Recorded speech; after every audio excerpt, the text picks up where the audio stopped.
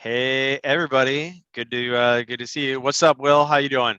Pete, doing good. Ready for this power hour. We got the power. I'm I know we're Power. pumped, right? We're gonna do a dial-a-thon here. Wonderful. Well, everybody, thank you for joining Power Hour. We're gonna let folks trickle in here a little bit here for the next couple minutes. Ahead of that, Will, you got any big plans this weekend? Is Ruthie's going to be auditing you to make sure that your daughter's going to be auditing you to make sure you're reading your books completely and appropriately? Yeah, I was telling Pete before this, my daughter is maybe a savant. I'm not sure yet, but she's only 4, so you can't actually read, but she can read these books back to me. So when I try to cut corners, maybe miss a page, Yeah. she's quick What's to her correct me. what's her favorite book right now? Gruffalo, Where the Wild Things Are? Oh, nice. You've been there, done that. She was definitely in a Gruffalo phase for sure. She's in an Angelina ballerina phase, big time. Oh, Yeah, wonderful. yeah. The one that my son Michael he's for also.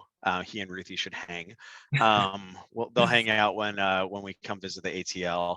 Yeah. The one that the jag that he's on right now is Ada Twist Scientist, and there's like a bunch of others as well. There's like all these different kids in the classroom, and they all have like a different thing that they do. Ada Twist is the scientist. There's Iggy Peck. He's an architect, obviously, because Iggy Peck architect, right? Sounds right. Right. Yeah. Anyway, by the way, this is like wildly unsurprising to me that your that your daughter would be pulling this move because I'm like, oh, that sounds like a little Will to me. Yeah, um, she has better diction than I do. The other day at the playground, somebody asked to play with her, and she was like, "I'd be delighted to." And I'm like, "I don't know who's teaching you this, but it's not me." yeah, we'll check that one up to your wife. Yeah, Wonderful. Well, exactly. hey everybody, thank you for joining us for Power Hour. I'm super pumped to have an amazing guest here. Just for for everyone who's joining. I want you to get familiar with the Zoom webinar interface. I think everyone's probably pretty familiar with Zoom, but the webinar interface has a little bit of like kind of things going on with it. The whole idea around Power Hour is lots of audience participation. So what we want you to do is we want you to use the chat panel. We want you to leverage the Q&A panel as well. So the whole idea is like we want you to ask your questions. We want you to participate as much as possible in the chat. Let us know where you're kind of joining us from. Looks like someone here is from Minneapolis. Will's in Atlanta. I'm in here in San Francisco. So yeah, let's go ahead and get started. So for folks who aren't familiar, Power Hour is hosted by Modern Sales Pros. MSP is the world's largest revenue leadership community for sales management, sales and revenue operations, sales development, and the related disciplines.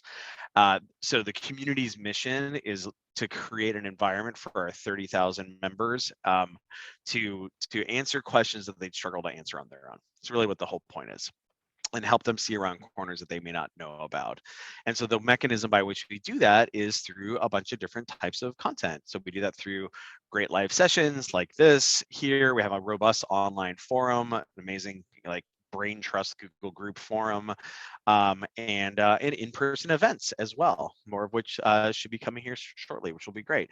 And so for those who weren't previously admitted, we'll add you to the community after the event. If you don't get added, go ahead and drop us a note at modernsaleshq.com. And so just before we get started here, a couple of reminders. Power Hour is a unique format. It's not really focused on any specific piece of content that we're talking through. It's not like a presentation or what have you. Really, the whole idea here is we get to pick the brain of the sales leader who's joining us, which in this case is Will, which is fantastic. I'm helpful too, but Will's really helpful. And so the whole idea here is that we're here to help y'all learn to like answer to the extent that we can your hardest questions. So please do ask questions in the chat, in the Q&A, and we'll answer them to the best of our ability. So with that, let's go ahead and kick over here to some introductions. I'll introduce myself really quickly. I'm Pete. I'm the founder of Modern Sales Pros. I'm also the co-founder of Atrium. Atrium makes data-driven sales management software that helps sales managers, so AE, SDR, AMCSM managers, and leaders use data and metrics to improve team performance. And so that's me. You guys have probably met me before, but I'm even more excited, of course, to introduce you guys to Will, whose number one fan I am. Been a huge fan of Will for the 4 years that we've known each other. Will, you want to go ahead and introduce yourself, a little bit about yourself, SaaSOptics, maybe the role or two before that, and then we can kind of get into stuff. Yep, absolutely. Yeah, I feel like I need to give you a virtual hug after that intro. It was heartwarming. Yeah, there it is. But yeah, Will Ibsen, based out of Atlanta, Georgia, work at SaaSOptics. My previous role would seem very disconnected to my current one because I was a process engineer at Mercedes. Not disconnected. It's all related. Right? Yes, exactly. So I was working on a lot of the quality and efficiency controls, building the SUVs, and transitioned to SaaSOptics back in 2016. I was employee number 8. Company's now around 130 employees, and we just merged with another company called Chargeify, taking on the whole world of subscription management by storm. Yep. So we're having a lot of fun. But yeah, I started as employee number 8 in a account executive role, and since then have sort of slowly moved my way into this director of sales role. So a little bit about SaaSOptics. We automate subscription management for B2B SaaS businesses. So we've got over 1,000 customers today, and really the goal is to help scale your finance teams so that you can get through funding rounds, you can get through audits without losing sleep and without having to add significant headcount to the finance team. Yeah, we are happy customers. We use the hell out of some SaaSOptics. Our all of our invoicing and reporting and what have you. All of our ARR waterfalls and what have you all come out of SaaSOptics, along with all those helpful reminders like, hey, you need to pay your invoice. Hey, you need to pay your invoice. Hey, it's actually really time to pay your invoice. We get all those automated for us. Yeah, wonderful. You guys just raised the 20 million Series A not long ago, and I'm hoping SaaSOptics was beneficial in that. Oh yeah, for sure. Yes, we have. We definitely, as part of our monthly close process, we definitely are pulling information out of SaaSOptics for report out. Oh, Michael French uses SaaSOptics. SaaSOptics party, yeah, yay! Virtual hug. Yeah, for sure. Okay, wonderful. So enough about intros here. Let's go ahead and get into it. And again, people, please do ask your relevant questions, what have you. But we actually had a bunch that were submitted ahead of time, and so I think one thing. You guys are growing substantially right now. I know that we're growing substantially right now. That's why we raised a round of funding. We're scaling up our sales team in a pretty meaningful fashion. One of the kind of topics that was asked about ahead of time was just like best practices around like onboarding, credentialing, and then kind of like ramping account executives to success. Yeah. What are some of the things that you've been? What are some of the problems that you've been encountering there? What are some of the things that you've been running into, like solutions that you've been doing there? Yeah, it's a great question, because I think any sales manager at any software company, such a key part of our role is recruiting. And then you get someone in the door and it's like deer in the headlights. They're all excited and you're like, you have so much to learn. You have no idea. And then, what's easy to do is just give them a login to a Sandbox account and just be like, all right, learn the product and figure it out. Right. And like, just hope. That totally works. Yeah, exactly.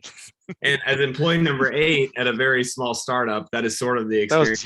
That was your onboarding. That was me. And help documentation was my best friend for the first 3 months. And we made it work. There was a good team there, so I had to ask a lot of questions, but we made it work. But that approach of just learn the product and you'll be able to figure out how to sell it. It really sort of turned me into more of a sales engineer than a salesperson, and that was already my bit anyways. So it was kind of a perfect storm there. Yeah. So I think that's one thing to be thinking about is how do you make sure that salespeople are able to not only just explain how the product works and just give a tour, but actually sell the why and the value. Mm-hmm. And then on the why and the value, it's also easy to kind of go to the other extreme and just kind of be fluffy on the why of, well, it'll make you more efficient, and don't you want some time back in your day? And it's like, okay, that works for maybe like a 1-pager PDF, that we send out a couple times, but that doesn't change someone's mind when you're talking to them live. So especially if you're like a technical sale, like I would imagine you guys are probably selling to kind of multiple stakeholders in finance. So like you gotta talk business to the CFO or maybe the CEO or something like that, and then you also got to be able to talk like pretty technical stuff to like the accounting people, what have you. We're kind of in a similar situation where like you got to talk business to sales manager, SDR manager, VP of sales, et cetera, but then potentially get into like some pretty hardcore nitty gritty around like CRM integrations or whatever when you're talking to sales ops. So like, unless you want to like, if you have a multi-stakeholder situation, unless you want to like bounce off of the technical buyer, the technical influencer in the sale, like you better have those chops. Right. Yeah. And I think in any product, you're going to have that sort of yin and yang where you need to understand why it works and be able to articulate the value, but then you also need to understand how it works and can it even work for this person. But I think one thing I've learned recently is that the sequence matters. Like starting with technical, this is how the product works, log in, is really not the right way to do it. You have to start at the 50,000 foot view of like, this is why personas. Personas. Yeah. And that's, this is the CFO. This is why their life sucks. Right, exactly. And again, it's not like a fluffy version of like, this is a CFO, these are like maybe the 3 things that they'd be interested in. It's like very clearly defined of what is a CFO measured on, what do they care about, what are they worried about, what does success look like to them. Hearing some recording, that's one tactical thing that I found to be really helpful, is doing interviews with actual CFO. That's our typical buyer. Yeah. So like after they sign with us, I'll just interview them and say, hey, in your own words, why did you choose SaaSOptics? And then that recording, I've got a bunch of those that I've just got in a playlist. And so that's really what we start with, is listen to from the horse's mouth. This is why a CFO chose SaaSOptics, not what the marketing team said, and not the marketing's got that wrong, but I'm just saying like, it's been refined. It's got some like polish. It's got some Vaseline on it, right? Like a little soft focus. Yeah, exactly. And so we want to hear what's the raw version, like, and how would they articulate it in their words, regardless, without some excess filter there. So that using, recordings and then putting them in a playlist. I've got a huge playlist of, here's CFOs talking about why they chose SaaSOptics. And then also here's people that are 1 year to 2 years into the product. They know how it works, they're comfortable with it. And here's them talking about where they've benefited the most from it. And that's where we start. And that gets reps fired up too, because again, this isn't it installs it's like, I talk about this, like when you're onboarding reps, like you want to install backbone in them, right? Because like because there's nothing more empowering to a rep than being like believing that they're on the right side of history, that the product that they're representing like actually does slap. And so like if I tell you that, you're like, oh, okay, like you're the founder and the CRO, like of course you're going to say that, whatever. But if they watch like 30 videos or whatever and like get indoctrinated by watching a bunch of customer love videos, then they're like, oh, okay, cool. Like all these people can't be liars. Right. Because what's the alternative? The alternative is them going on a live call and trying to figure that out themselves of like, is this valuable? Is this not? And obviously that's not convincing to a live prospect. So yeah, if you can get them bought in before that live call to saying, yes, this is valuable, and I know how to articulate why you would see value in this, that's huge. So I love it. Buyer personas, recordings, talking about why they bought. But yeah, having that sequence to where we talk about the why first, we get reps bought in. And another thing on the backbone thing that you mentioned, I like that. what was that analogy? You're Just like how do we install backbone, install right? backbone. How do we, because like they get there like in month 9 or month 12, they're like, that's right, I didn't know this, like I'm confident. It's like how do you get month 9 to be like month 2 or month 3? Right. Exactly. I think another thing too is more internal, but just have like a records wall or even just like a page internally that shows the biggest deals or the biggest achievements from the current team. Mm-hmm. That's another install a backbone kind of concept of like, oh, this person was able to close. If he can do that, if she can do that, I can do that. Exactly. Yeah, this is possible. There's a new right. Not only is it possible, not only is it possible, it's actually kind of commonplace, man. Like ain't no big deal. So now my quota doesn't seem that hard when this person was able to do that in one deal. So stuff like that. And I learned a lot of this from Kevin Dorsey. He's the man. He's actually training our team right now weekly. Nice. It's been really, really good. It's one thing for reps to hear me repeat the same things over and over again, but when Kevin Dorsey says it, everybody's listening and they're like, "Oh, okay, I'm writing down." I'm taking. He's a little higher energy too. He's like, "Don't make me make you do wind sprints." Right. So, anyways, Janisha has a link to a really good video that Katie did on building new hire playbooks, and it goes over buyer personas. It goes over. Oh, I love it. A lot of these concepts that we're talking about, and that's probably one of the most useful resources that I've used in 2021 to really just revamp and rethink where are the gaps in our new hire playbook process. And one of the things I like to do, I'm going to drop some things here in the chat here. Eve's got a great question here. We'll get to in a second. This is a blog post by one of our investors, Mike Marg, who's an absolute delight. Marg used to be a director of sales at Clearbit, and then he was a sales manager at Slack, and before that Dropbox. This is a really good blog post on making essentially like a self-driving onboarding process, which is pretty cool, especially when you get to the point where you have a lot of reps and you can't like do the artisanal hand holding. Sure. And I'll kind of show you guys. I'll send through some screenshots here. I also dropped the chapter from my book, Founding Sales, on sales onboarding and training there. But one of the big things here, I'll just like drop this screenshot here, is like, can you take the things that have been done like verbally or like manually in the past, and then like can you make them into like documentation, right? Can you make them into documentation, and then can you roll that up into like a checklist, for instance? So like I'm gonna drop our I just took a screenshot of our Asana checklist here. Oh, I've actually been sending it into the wrong chat room.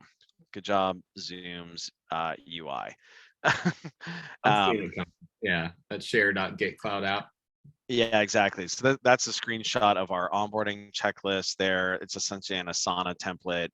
That is the Mike Marg's blog post right there, and then that right there is the chapter on onboarding. But the point is that like if you can take the stuff that otherwise might be kind of like manual processes, and you can make them, or like synchronous processes, like, hey, let's sit next to each other and do this training or whatever. Then can you turn that into recordings? Can you turn it into documentation, etc.? The other thing that I really like to do too, that's kind of like related to this, and your thing about customer voice made me really think about this, or reminded me of this, is like a notion of what we call pre-work. We like to we'll just give people, because usually you know how it is, like you hire an AE, like maybe it's 4 weeks out, maybe it's 6 weeks out or whatever. If you can just like give them something that's like a Google Doc that has a bunch of videos in it, or in our case, like we give them a Google Doc with a bunch of videos in it and kind of like webinars and things like that. And it's like, 10 to 20 hours of stuff that they can do over like the month or a month and a half before they start. It, like, a lot of it will then be repeated in onboarding, but at least like now they're primed for it. That's something that we find is really really effective. And then the other thing is that like, it's one thing to kind of like do do the training and what have you, then the next thing, of course, is you got to like make sure to measure the outputs that are coming out of that. And that's something that there's a couple of resources that I'm dropping into the chat right now on kind of like measuring ramp, because what you want to make sure, of course, is that like as that training's happening, you want to make sure that it's sticking. One way to make sure that it's sticking, of course, is to like do, as Eve was kind of asking about earlier, can you do simulations with people? That's a big thing that we do, is we do simulations with like people doing kind of simulations with ramping buddies, like doing Yeah. mock discovery calls or mock presentations, and Yeah. then they certify with like the big dog, like you or me or whatever. Yeah. But the other thing you got to do is you can't necessarily just do that synchronously all the time, right? Like that's a lot of time for like a manager to be doing, an hour or two of authentication or what have you. So of course you can look at that stuff metrically and say, okay, once this person starts having customer contact, do the numbers look appropriate, right? Like, are the opportunities converting to the next stage? It's insufficient to kind of measure the number of opportunities that are in somebody's pipe, but of course we want to look at stage progressions. Like, are things moving to stage 2? Are things moving to stage 3? How many stage 3 ops do they have in their third month? Right. Right. Things like that. And like, so because that can be like a yin and a yang situation where you have a lot of qualitative investment and then you're using quantitative instrumentation in order to understand that, like, whether or not somebody's kind of like getting into band from all that onboarding work that you've done. Yeah. Agreed 100%. And I think there's one element that we should probably call out here that I think is important, is just knowing that the type of people we're working with, salespeople are not, dev or IT focused people. Yeah. They're typically extroverted, and a lot of them are working from home nowadays. So Yeah. one thing to consider is when we're doing these trainings and these scenarios, we want to automate as much as possible because that makes it easier on us as the manager. But we don't want to leave reps alone by themselves at their computer trying to figure out a Google Doc and trying to figure out what does this training mean and how does it help me. So I think where Eve is 100% on the right point, you've got to do scenario-based training. I would just say, Yeah. try to balance it around 50-50 of live training where you're actually interacting with a human to, watching recorded videos. Don't make it all recorded videos. Yeah. And then what we did exactly. Who was it the other day who pointed this out to me? Oh, it was Andrew Parker, who's an investor at Spiro. That like in in medicine, the way that like medical school works is watch one, Yeah. do one, teach one, which I Nice. thought was really, really fascinating. Because I think I had like tweeted something along the lines like, there's the old joke about those who can't do teach, and I kind of would flip it around. I'd say, like, if you can't teach something, do you actually really know it?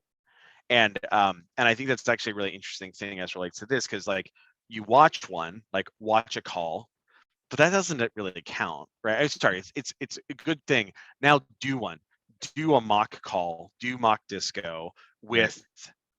with one of your peers. With what we do is we do ramping buddies. So like our more senior reps are tied to a new onboarder, right? And they get like a bonus associated with that. And so like do the mock call with your peer, your other rampers in the class. The problem with that is it can be a little bit of like blind leading the blind, because like everybody Right. kind of doesn't know what they're doing. But at least like it's like lower stakes. And then you do it with a more senior rep, and then they kind of like beat up on you a little bit, right? And then you do it with me, I really beat up on you. But at least like what it is, it's like a gradient of difficulty. But the Yeah. important thing is like it's watching and doing, it's watching and doing. And one of the things that we've been doing, we've been thinking about recently, this is one of our customers is a company called Bevy, really awesome community management software. And so the woman who leads sales over there is a woman named Rachel Beers, and she and I were like shooting the breeze the other day, and we were talking about like, how do you scale call listening, right? Because it's hard as a manager. Like, this is kind of like the dirty secret of the choruses and the gongs or whatever the world is, like, who's got time to like listen to the calls? And Right. she had a really interesting point, which was she actually does do that herself, and she has her managers do it, but also there's mutual accountability. What will happen is like reps will do mutual call coaching, Yep. and use it as an opportunity. And it actually kind of made me think like, oh, wow, that's interesting, because like as a rep, if you're potentially like, sometimes as reps, you can start kind of going through the emotionals a little bit, especially if like, you know what's going on. But then if like you're forced to look at somebody else's call and then like break it down and say like, oh man, you didn't set the agenda there. You've gotten into the lazy habit of closed-ended questions, right? You're making assumptions. Did you see right there, you were talking past each other, they weren't understanding what was going on. Even in the act of doing that, that actually helps them Mm-hmm. Yeah. like Yeah. sharpen their own axe even as they're doing that. So this is something that we're going to be doing more and more upcoming. But I think like, especially, yeah, like to the extent that like, you can document, you can make it self-driving, but then also That if you creates can that integrity devolve element thing. of like, if I'm going to coach someone else on it, then I have to do it myself. Right. I mean, I feel that as a manager when I'm taking in Oh my oversight God. calls. I'm like, I got to do it. I coach it all day. Totally. I did a disco call the other day. Like one of my reps, poor guy, he got COVID. And he was fine, right? But he just kind of like felt like crap. And he's like, I want to be on the call. And I was like, do you want me to run the disco call? And he's like, yeah, can you run it? And so I was like, oh man, I better do it good, right? I better be on my P's and Q's, because otherwise, like I'm gonna get razzed on by the team. Yeah, Yeah, and Eve has a great. I think ride-alongs on live deals is a good one too. I mean, there's, even though we have the option of watching the call recording, it's just never the same. It's never as engaging. So I don't think it hurts to have reps join live calls and listen in. Yeah. Another thing we do too is every Friday morning we all just talk about, hey, what did we all learn this week? What was one lesson that we learned this week? So there's Sure. a lot of good knowledge sharing that can happen Do you between. do that in stand up Friday morning, Yeah, or when do you do Friday that? morning. Friday morning stand up. We have a new theme each day, but our Fridays are always lessons Ooh, learned. I like that. I think I'm gonna steal that, because what we do in our stand-ups, we do 9 a.m. stand-ups, and usually it's like, what do I need you to know? I actually have our team lead them, and so oftentimes it's like, what's your big goal for, like, what was your biggest win yesterday? What was your biggest goal for today? But I do think like talking about mistakes ends up being a really positive thing, because what it does is it allows those other people to kind of like look around corners and be like, oh man, like, okay, I'll keep my eye out for that. Another topic that we had that kind of had been raised before, kind of submitted ahead of time, was for new managers.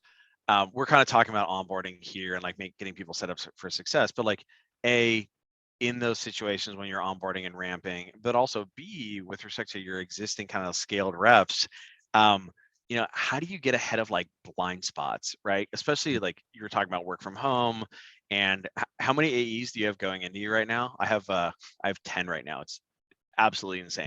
That's a whole lot. Um, That's no, it's yeah. just I so have, it's so dumb, and like oh man. I'm like the worst. But like, so in situations like that, like you're gonna miss things. So how do you how do you avoid missing things, right? How do you Right. avoid blind spots? Right. Yeah. And I mean, I have 8 right now, but I'm not running a startup, so I have no excuse anymore. I used to have one. It's a lot, Thanks, bro. Pete. Thanks. Oh man, no more woe is me to my wife anymore. Okay. Well, I think it's like 8 remote is like 14 like on a sales floor. Really? I don't know. Like I it's just haven't like felt it's that so as much. hard. But yeah, Slack is definitely blown up all the time. But yeah, as far as blind spots, I mean, one of the hardest things is like you don't have the energy from the sales floor anymore. So you can't, it's hard to tell like who's on their game and who's off their game, who's having a bad day, who's just killing it, and everybody needs to be listening to this rep, etc. So that's where we have to get a lot more intentional, which actually is a good thing. So we've started doing more things like film reviews, which actually I stole from you in a All right. previous webinar I listened to. Yeah. And that has been super successful, where we just watch a call from start to finish and we're hitting pause a lot and we're saying like, what do you think they meant by that? And how would you have handled that situation? Love it. So thank you for that. Yeah. So yeah, it requires us being more intentional with training and coaching. But as far as, one of the things is motivation and focus for reps can kind of Yeah. wane and ebb and flow a little bit, just depending on a lot of different factors. So that's where, and Pete didn't ask me to do this, but I will give an Atrium plug here. But we're Atrium customers, and You've been a long time customer. yeah, I think since 2019 now. I know. And I remember OG. when we trialed it, we were dragging our feet on actually signing up, and so finally we got cut off. And I told Pete that I was just like I was totally running blind. But then when we signed, it was like the lights turned back on in the room. I mean, it was a huge shift. So one of the things that I've been able to use Atrium for is being able to see who's focused and who's not, because I'm getting these alerts of, hey, this rep's activity is 30% down from the previous quarter. And I would never have noticed that of just like clicking a bunch of refresh on Salesforce, right? Yeah.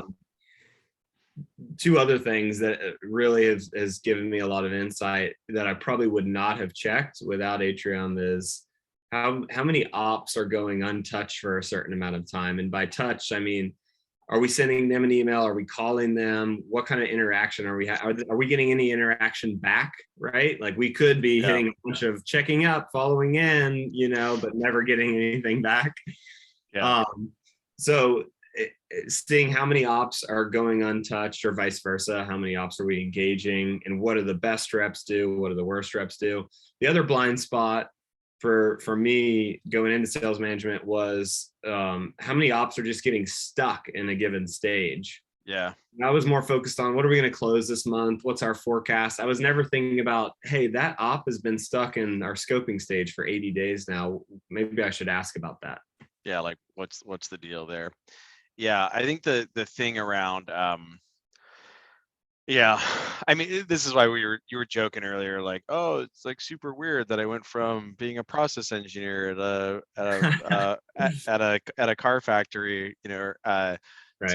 to this. And I'm like, my response to that is like, are you kidding me? That's all a sales organization is, just a revenue factory, right? And so the thing, one of my favorite favorite books is a book called The Goal.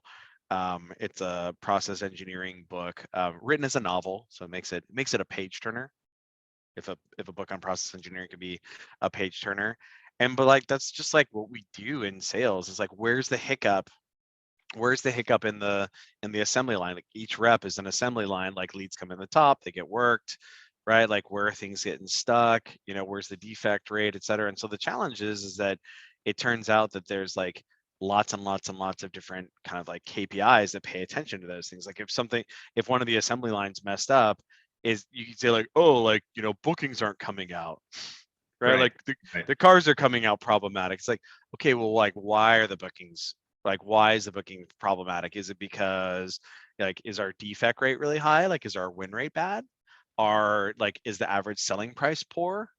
Is there not enough stuff coming in? Is the opportunity inflow problematic? And then moreover, like, oh, okay, if the win rate is problematic, why is the win rate problematic? Is it like, where are things getting stuck in the process? Where is the conversion rate out of the stage? Which stages are things falling out of the pipe at? And so just kind of instrumenting all those things is important. You've been doing sales longer than I have. So this concept of a revenue factory, has sales always been that way, or is it trending more in the direction where systems and processes matter more now than they used to? Yeah, I mean, I think the reality is that like all multi-stage processes can be modeled and instrumented.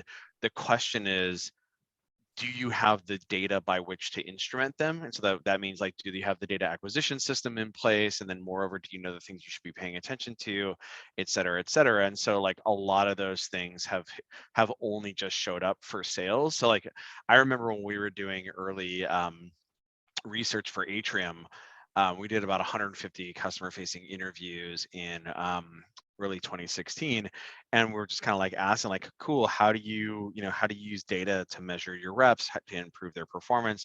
And it was hilarious hearing some of the like war stories from the old, like the crusty old sales operations leaders. So you're gonna laugh here, Will. so back in the day when there weren't cloud CRMs like Salesforce or like HubSpot or whatever, which are hard enough because like now you got to build, then you have to build the reporting, and then somebody's got to actually look at it and so on and so forth. It's like, but like, guess what? You're like, oh man, starting a fire with like a stone and flint is hard. It's like, yeah, you know what's really hard is like starting a fire with like rubbing sticks together, man. And so what some of these guys would say is like, oh yeah, one of the ways that we would measure the precursor of rep performance was expense reports. Because essentially what an expense report is it's a recorded meeting. No way. That is Insane, crazy. right? Yeah, it was this Wow. gentleman, RJ Vissers, was telling me about this. He used to run sales operations at Coupa, and I forget what he does the same thing at Treasure Data right now. And I remember sitting in the room, him telling me, he's like, oh yeah, like we were on Siebel, but nobody would ever put any information into Siebel. And so in order to figure out like whether or not the forecast was accurate, or if people were actually like doing any work, because he's like field reps, he's like, yeah, we would look like if we would put expense reports into spreadsheets, and like we could literally see who was having the most like lunch meetings, dinner meetings, et cetera, which is a proxy for sales activity, which is a proxy for eventual output. And so anyway, the kind of like that's like a fun little anecdote, but you can kind of see how things are kind of like moving in the right directions. And you see this with respect to like athletics and sports as well, where like now more like everything is more analytically driven because the data is available. Once the data is available, now it can be used to your advantage. Nobody has any kind of like analytical acumen. So like first you got to have the data, and then analytical acumen starts showing up, because like Right. can't really have analytical acumen if you don't have any data. And so that's why there's people like you who are sales leaders now who, who used to work on, used to work on manufacturing plants. In fact, one of our investors is a gentleman named Brett Queener, who used to run sales operations at Salesforce. Little known fact, before that he was at Siebel, like I'll go all the way back. He actually ran a factory. That's awesome. That's so Yeah. cool. Down in like in San Jose in the Silicon Valley, like back, I mean, this must have been in like, 1820 or something, given how old he is. But Sure, he'll appreciate that. yeah.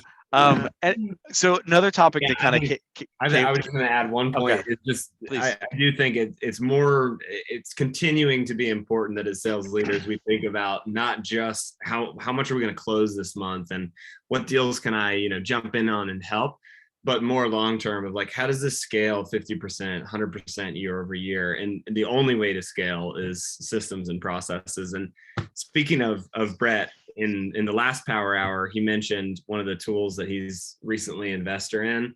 And I've just been recently checking it out because I think the future of sales, and especially new hire onboarding, is more live assisted type training and guidance. Sure. So this tool, Demo Leap, that I think Brett mentioned in one of the other Oh yeah. power hours, is essentially that, where it actually helps guide the rep on a live call as opposed to chorus or a gong, where it's more of a reactive, you should have done Yep. this, it should have been handled differently. And so Yep. Live coaching. yeah, I'm keeping my eye out on that, and I think it's probably good for everybody to keep their eye out on, like, is there a way to more proactively help these new reps on live calls as opposed to just tell them where they could have been better afterwards?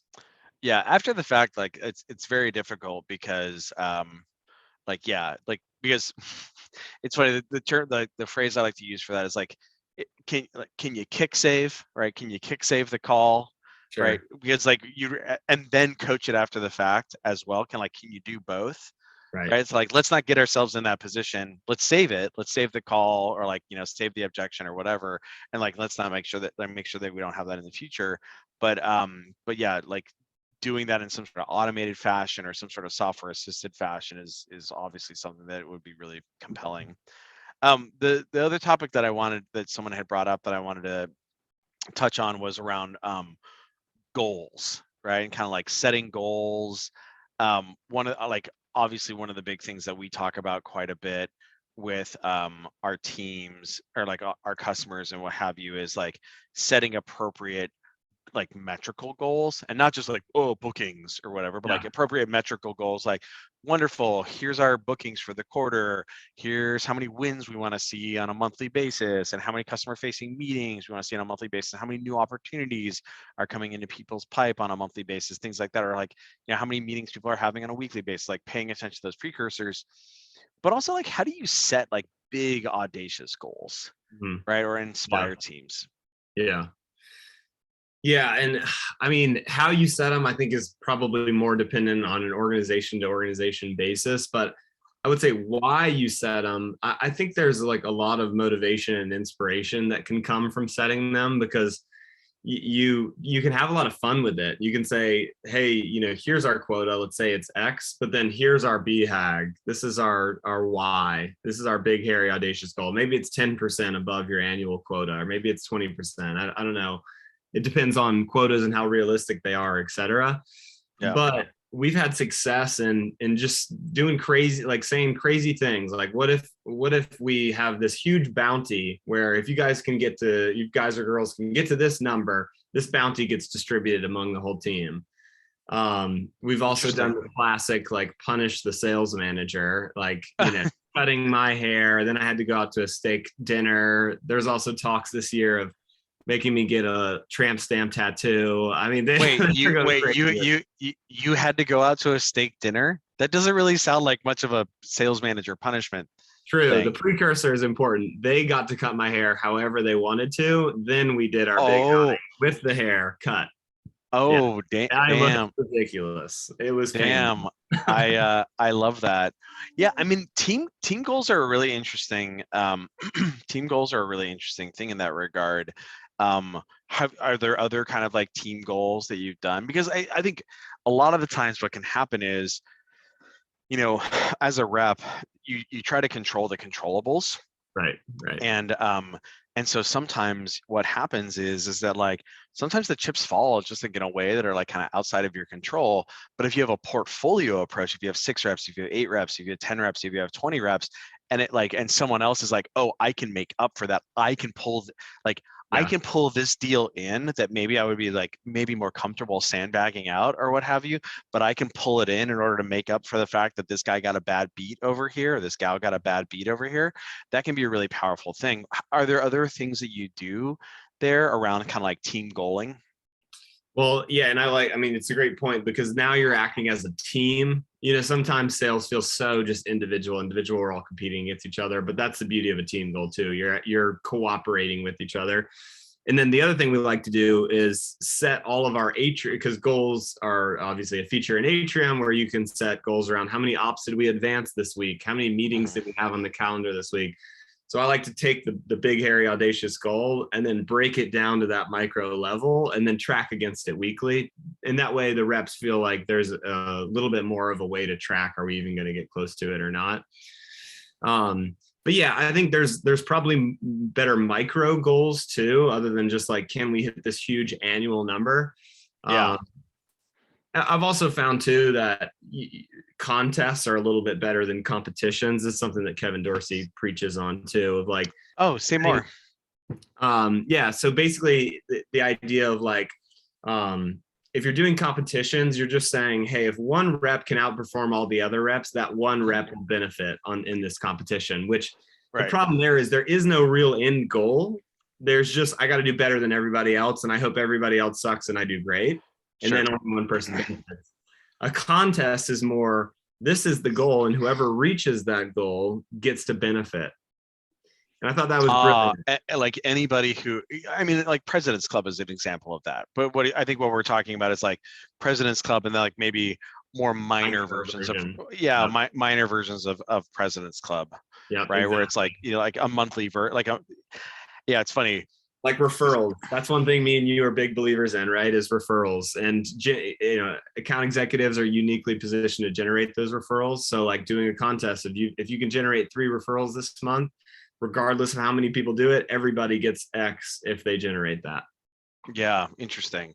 Right. And you can make it like flavor of the month. And I think the interesting thing there is like sometimes we do these big monolithic things, like President's Club is a good example. And like President's Club is a, time honored kind of thing. It's like, oh, it's annual or whatever, but like, what's the quarterly version of that? Like, obviously it's not going to be like a trip to Cabo or like, or Right. whatever, but what's the, like the downsampled version of that helps you be very focused on that quarter? Because some like, oh, a year from now, that's a year from now, I'll get there, right? Versus, and then potentially what's like the monthly version of that, and either a, maybe it's like bookings based or what have you, kind of like President's Club, or you can like cycle in the you can cycle in the kind of like flavor of a month there.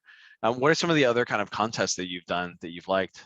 New product rollouts has been really helpful because it's Mm. hard to develop that new muscle of selling something that you're not used to selling. You're comfortable with the 2018 version of the product, so why sell the 2022 version? You know what I mean?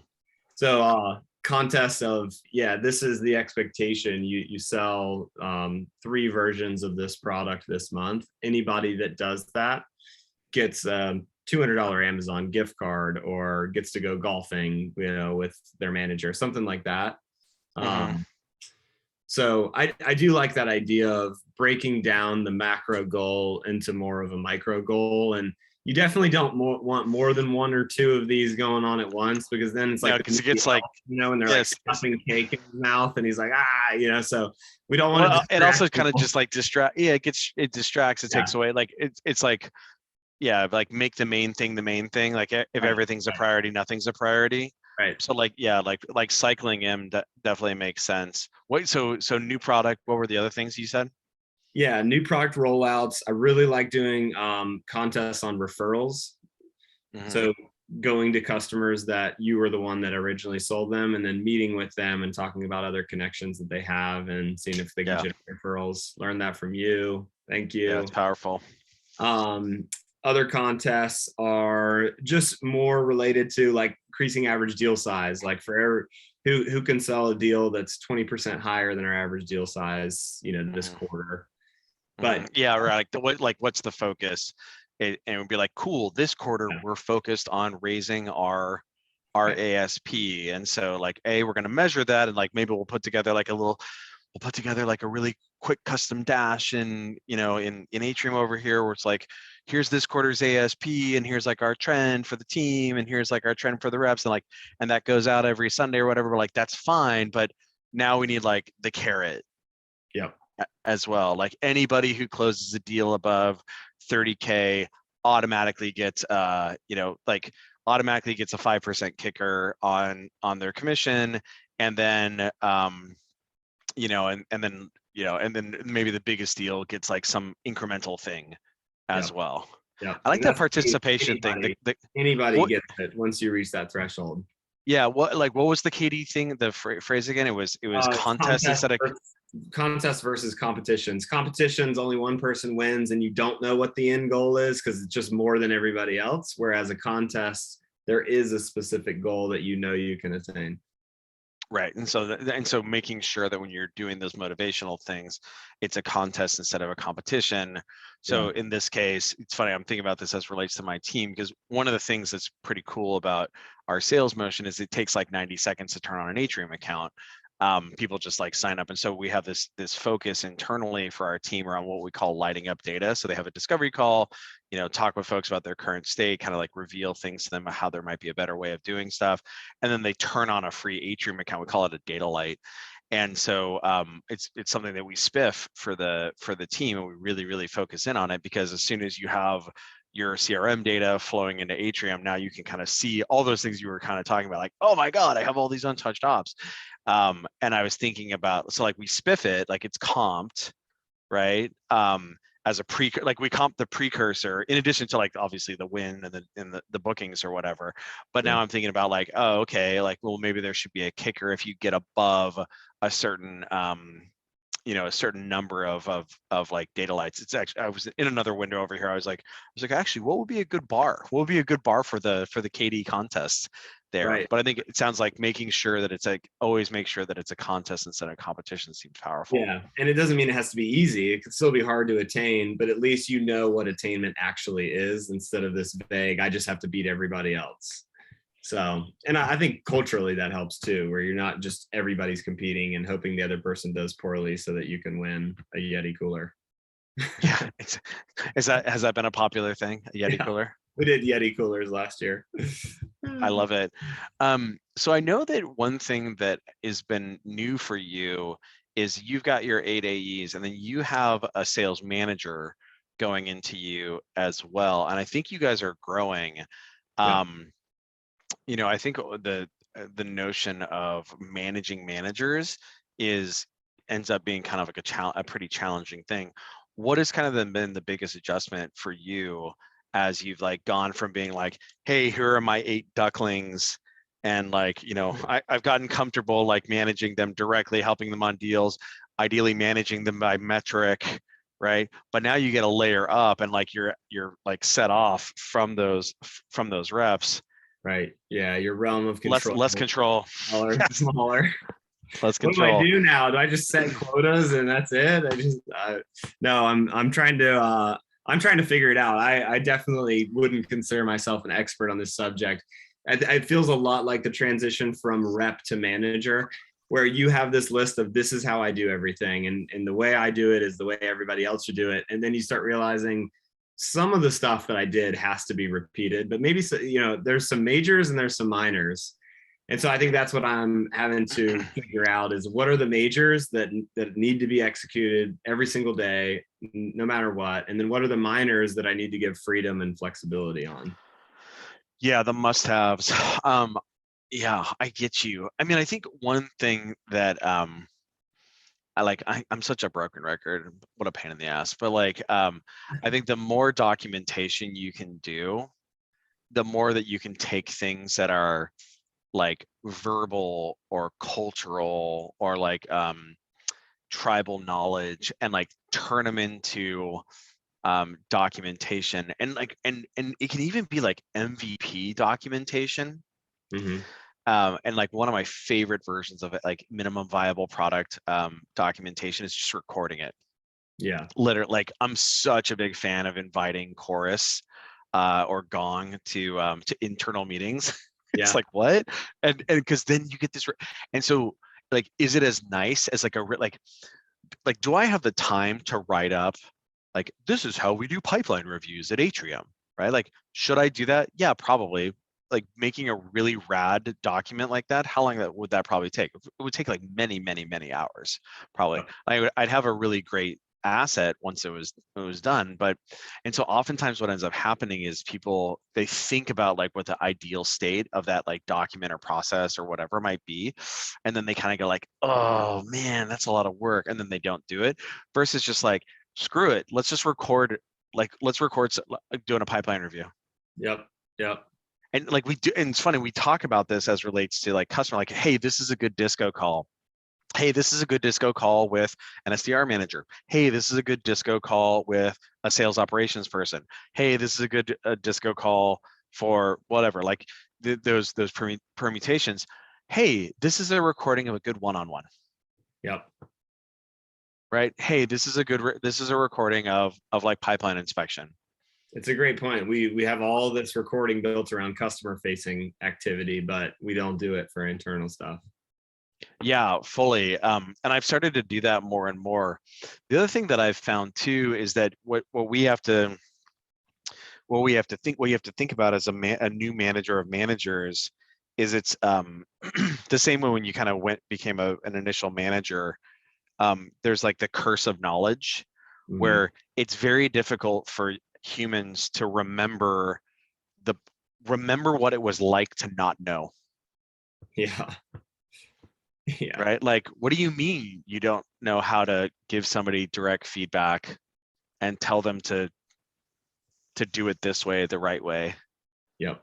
It's like, no, think back to 10 years ago when like that was scary to you, when like you were afraid to give somebody feedback because like you felt that maybe you were calling them dumb or what have you. And so like when you have people who are managers or new managers, like thinking about the fact like they don't have those behaviors, so what are those behaviors that you have to, like, it's meta coaching, you have to coach them on how to do the coaching, or coach them on how to do that direct feedback, or coach them on how to do kind of clear communication, what have you. I think that's another thing that that is underappreciated, right? Like, oh, you don't know that? Of course they don't know it. Right. Right. And two, there's also things that have changed over time, and I know I get used to doing things the same way. And when someone says, well, like, what if we did it differently? It's so easy to have the reaction of like, no, this works. But giving people the freedom to saying, okay, yeah, maybe it is time to rethink that is something that I think takes a little bit of self-discipline that I don't always have. Yeah. Well, I mean, that can definitely be tough because that can definitely be tough when you've got because it's like, man, I just got this thing working. Yeah. What are you talking about? You better. Oh, I know. It's I finally just humming. I just got No this. idea how much work it took to get it here. I just got this thing yeah, exactly. I just got this thing working. What are you talking about? You want to replace the wheel? You nuts? Right. Like the hubcaps are fine. Right. Like the rims are fine. What are you talking about? If we take that wheel off, like all the alignment, oh man. And That's so when you turn your camera off and go on mute and you punch the air and then you turn it back on. oh yeah, tell me more. Yeah, exactly. So, but I do think it's one of those things where like as a manager, this is also true with reps, is like one of the things I'm kind of a broken record in this regard is like sharing with people like the concept of like you are a product manager of the sales organization, right? And so like when you think about the product, like whether you're talking about SaaSOptics or like Atrium or whatever, there's like so many things that you could do. There's so many things that you could do, but like could do. But the problem is if you try to do all those things, like it'll be a hot mess. You don't have the resources to do it, et cetera. And so it's like, think about the things that are the most important, right? Like the most important right now. Also, like a product manager, think about like value. This is an axis, right? This is obviously a 2x2 here. Well, this is this is value right here, and then like level of effort, right? And so can we have something that's like really high value, but like low level of effort? Like, oh, quick win. Cool. All right. Like that sounds great. Like, hey, I saw this thing on like how we might like structure our our stand-ups a little differently. Oh, okay, cool. Yeah, we'll give that a shot. Sounds good. Like, yeah, why don't you test that out and prototype it? And if it turns out that like, your team likes it, we can roll it out to the other three management teams. Versus like, hey, I was thinking that we could totally redo our territory and lead routing system. Oh, were you? Oh, you were? Sounds fun. Yeah, let's get right on that. Of value versus effort. And then the next step is test it with a small group, because that's key. I think that's a really good point there. Yeah, always prototype, right? It's just like, MVP, minimum viable, like what is that? What's test it out on a call. And this is something that I have our reps do quite a bit, which is, like I tell them like, look, you guys are all like authors of our sales motion, right? There's the sales motion that I figured out as like, founder selling in like 2016 and 2017, and then 2017 and 2018, it all blends together. And then there's like but like we want people to stand on the shoulders of giants, but we don't want them to just like stand there and sit there. Or it's like, hey, you know what? I was thinking that a better way to maybe like if we can actually pull these two closes up earlier in the call, it gets us more shots on goal. Okay, why don't you test that out this week? Oh, look at that. You got way more, like your conversion rate from meeting pending to Disco Plus, like jump that week. Sounds like that might be something that's worthwhile. Like maybe we get all of our reps to try this out for this. Okay, cool. Let's standardize this and like let's update the template, right? But like prototype it first versus like going whole hog. Wonderful. Well, Will, I think we're out of time here, man. That was super fun. I told you that it would be like a rollicking good time, and like you'd look up and it would be done. Thank you very much for joining us. Next week, folks, come join us. We've got another absolutely fantastic sales leader, a gentleman named Grayson Cooper. He used to be the VP of sales at Rev.com, makers of absolutely fantastic transcription software. He's now over at Qualia, that makes really cool kind of like real estate and finance like kind of finance workflow software for the real estate industry. He's super great, and I'm really looking forward to it. Will, thank you. I appreciate it. Absolutely. Yeah. I was just trying to think, how could we recap this meeting in 30 seconds? I don't know if it's possible. Janice is going to do it. She's going to be like, here's all the nuggets. Here's all the links. It's going to be amazing. It's been great. I enjoyed it. Thanks for having me. Cool, man. Have a great weekend. Okay. Bye, All right. Will. You too.